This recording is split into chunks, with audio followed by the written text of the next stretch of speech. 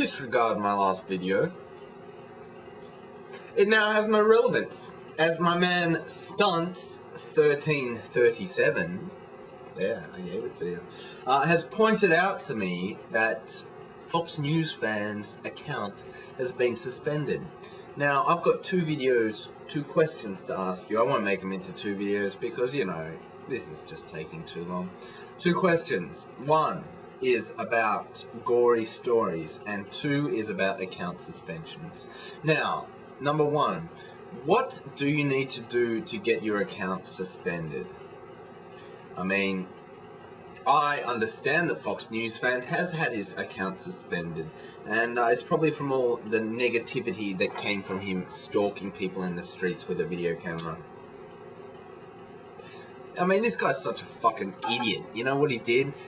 He goes, you know, he posted a video saying Fox News fans in the media again, you know, and it was a picture of him that he'd taken, and then I actually somehow got the link to the webpage where the magazine that published the article had written it and taken that photo, and it was a photo of him standing with the police to kind of imply that he was, you know, he was down with the police and that he was there, you know, as a bloody, as someone to help him, you know, like he was down with the cops. I read the article. It turns out he had turned up at a kids' basketball tournament, okay, that had been running for about 4 years, to go there and check out gang members.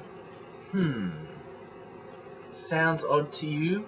A man in his 60s filming young men playing basketball in just, you know, shortened apparel, singlets and shorts, yes. I couldn't think of a good word for that, good term, so yeah, I fucked up there. So, disregard my last video. Now, I want to ask, what do you need to do to get, you know, your account suspended? Okay, what else do you need to do? Because I was thinking of posting a video today telling the whole story about the thing with the Department of Education, but then I thought, well, look, they've just let me back in, so is it the right time to start, you know, sending out FUs to the department and also to be telling the story about what happened?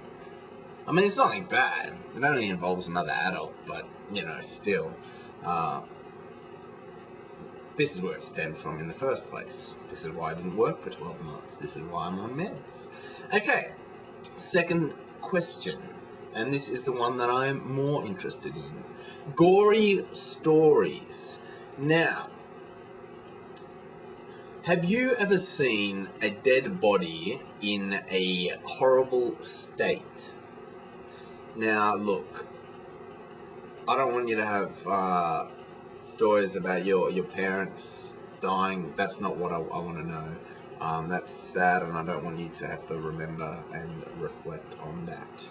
What I mean is, have you ever been driving past, walking along, seen something that is utterly disgusting and the person is dead? I've only seen one, and I'll tell you about that soon. Firstly, I'll tell you about my friend's two incidents that are much, much worse than the ones that I saw. Number one, he was at a club on ecstasy, okay? And as things go at clubs, there was a fight breaking out. And what happened was, this guy picked up a chair and like shoved it at this guy's face. It penetrated his eyeball that much. It went straight into his eye. Lost the eye, didn't die. I wonder why. Second story. He wasn't directly involved. It was a bunch of his good mates were out, also pilling on ecstasy, probably in the city at night. And some guy had slipped down off the curb, you know, and fallen into the street. He had his head immediately run over by a bus. They didn't stick around because, you know, when you're on ecstasy and stuff, you see something like that and it kind of creeps you out. I mean, my friend Jay that saw the guy with the chair through his eyeball, you know, he went and had a look and then he was just like, no, I can't stick around for this. I've seen some bad things. mainly involving bad people.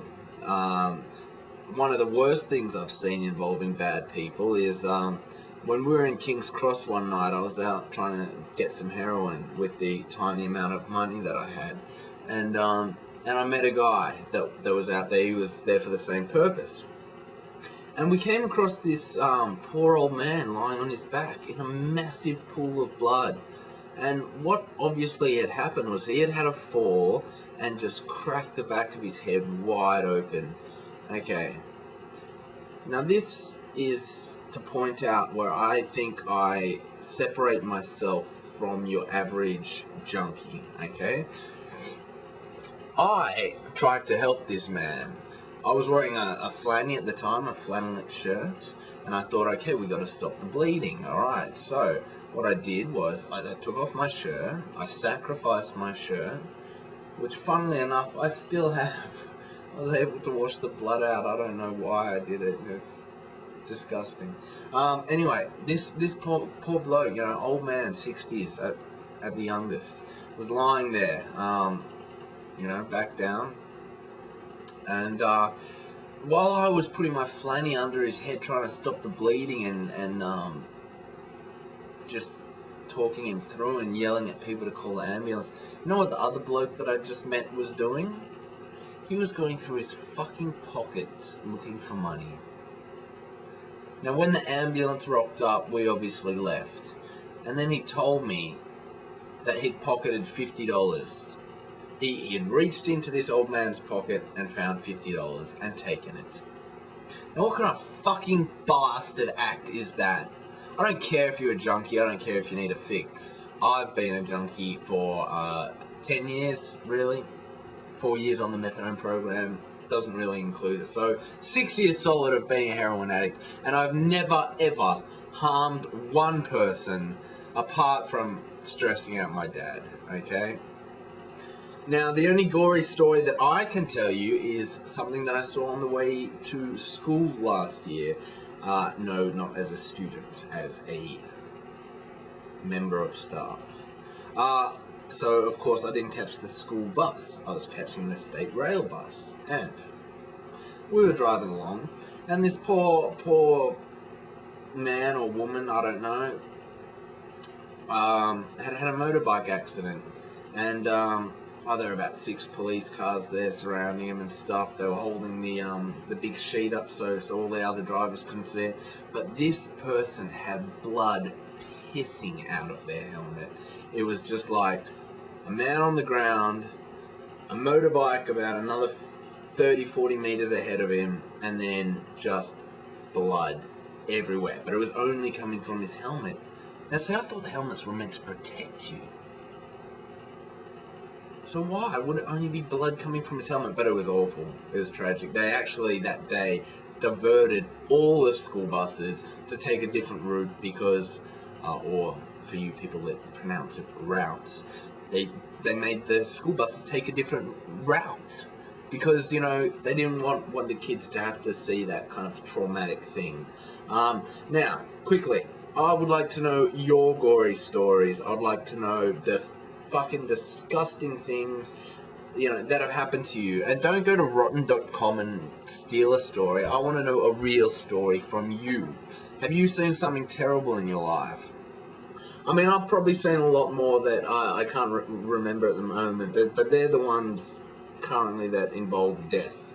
I told you I saw my grandfather die, but that wasn't gory. Thank God for that. For a 9-year-old, wouldn't have been pretty.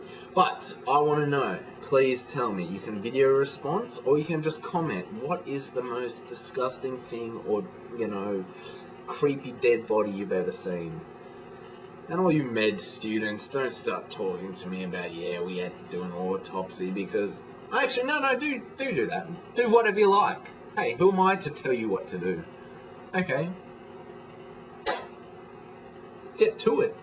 Write me some comments, mofos. Word. I gotta stop doing that.